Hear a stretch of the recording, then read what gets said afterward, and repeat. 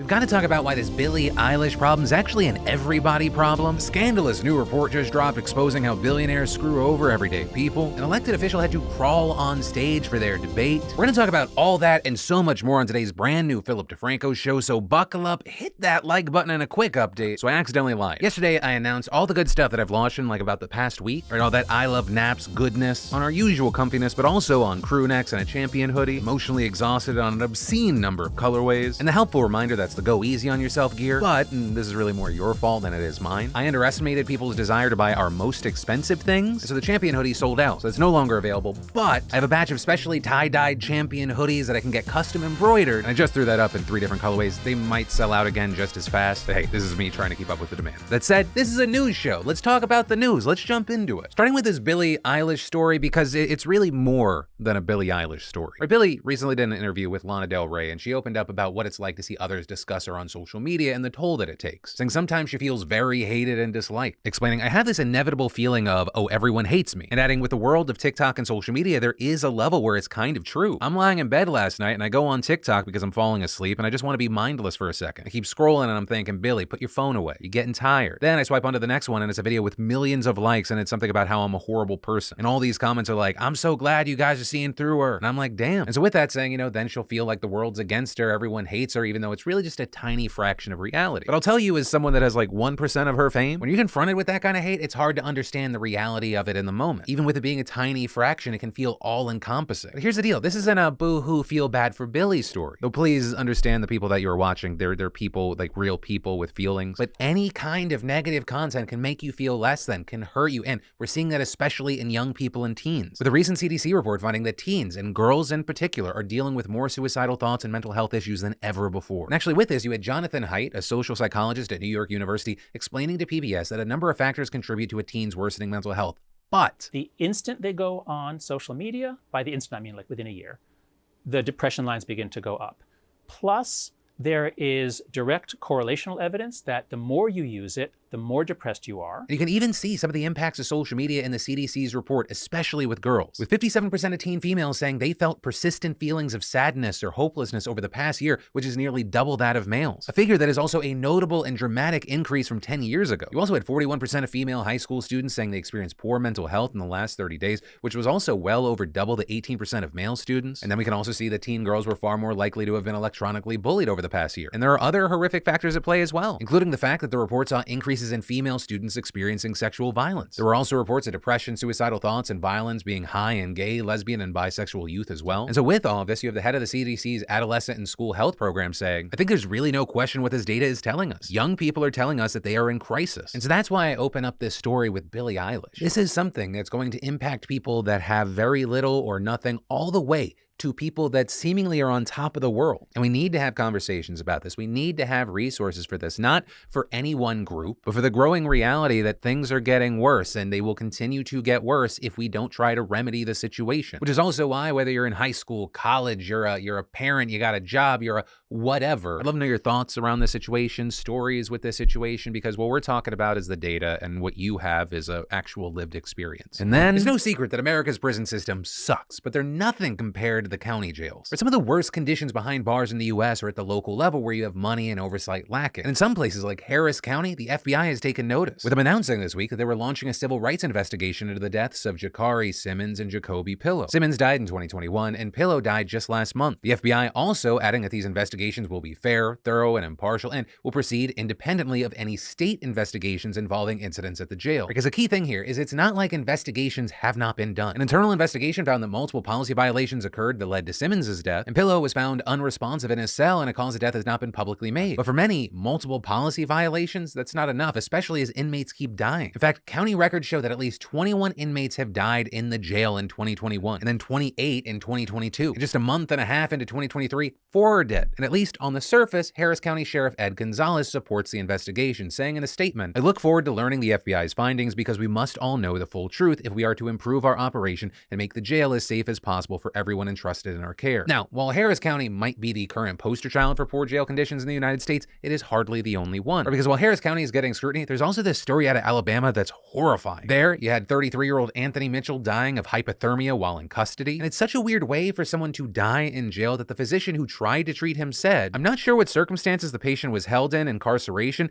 but it is difficult to understand a rectal temperature of 72 degrees Fahrenheit while someone is incarcerated in jail." And adding, the cause of his hypothermia is not clear. It is possible he had an underlying medical condition resulting in hypothermia. Do not know if he could have been exposed to a cold environment. But closing, I do believe the hypothermia was the ultimate cause of his death. But some of that mystery is being figured out after Mitchell's family filed a lawsuit against jail officials and workers, with it being alleged that Mitchell was actually thrown naked into a walk-in food freezer as punishment for giving the officers a hard time. Now, normally you can just get out of those freezers, but reportedly Mitchell was strapped to a restraining chair to keep him in place. And after hours there, they finally got him out and he was obviously unresponsive, with them then reportedly dragging him naked throughout the jail before putting him in a patrol vehicle and driving him to the hospital. And at no point was an ambulance called. And the family apparently only knows so many of these details because a hero officer at the jail recorded the security footage on her phone and handed it to the family. And this is a story that should matter in general, but one that also especially matters with the United States because we imprison more of our population than any other country in the world. And then, when it comes to homophobia, I think that a lot of people are like, oh yeah, we as a country have moved past that. But one, not as much as you would expect. But also two, it's important to realize that when homophobia or bigotry of any nature is part of the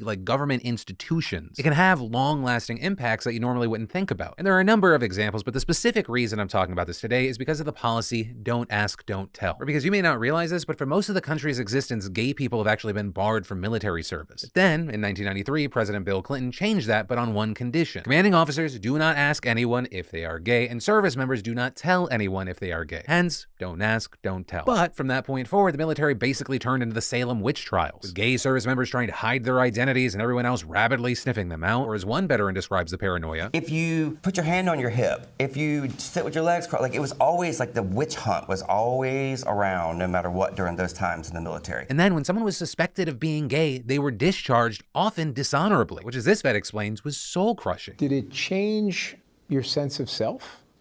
Yes, I'm less than.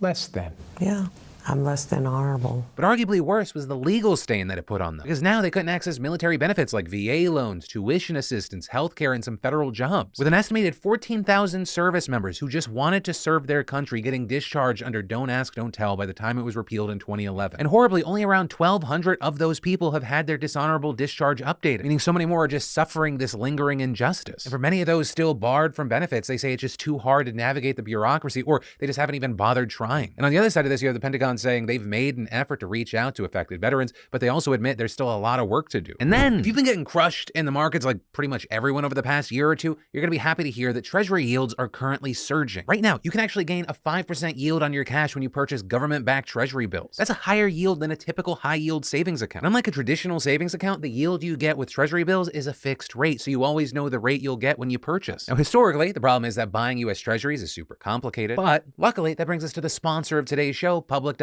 an investing platform where you can buy, hold, and sell thousands of assets like stocks, ETFs, crypto, fine art, and collectibles. Because Public has just launched Treasury accounts, a shiny new way for you to access the 5% yield of US Treasuries directly on your phone with the flexibility of a bank account. No minimum hold periods or settlement delays, and because it's government-backed Treasury bills that we're talking about, it's an incredibly safe place to park your cash. So go to public.com/DeFranco to start getting a 5% yield on your cash, which again is way more than a run-of-the-mill savings account and even higher than a high-yield savings account. And then a Denver councilman was forced to crawl on stage for a debate or lose over $100,000 in campaign funding. So Chris Hines is the council member in question, and the debate was on Monday for the District 10 council seat. And everything was going just fine until Hines realized that the venue didn't have a ramp for him to get on stage. And Hines couldn't just say, oh well, no accessibility, because $125,000 in campaign financing was on the line, and if he didn't debate, he'd have to forfeit it. And so Hines was forced to crawl onto the stage in front of dozens of people, and later telling the Denver Post, it was a choice between my campaign's viability or my dignity. And to make an embarrassing matter even worse, the event was delayed during the process of Hines getting on stage. And then the event staff couldn't even get Hines' electric wheelchair up there, so they decided to just move the debate to the floor in front of the stage. Which, side note, why didn't you do that in the first place? Did no one see the wheelchair? And actually with that, the location has come out and said that they didn't receive any special requests for accommodation before the debate. But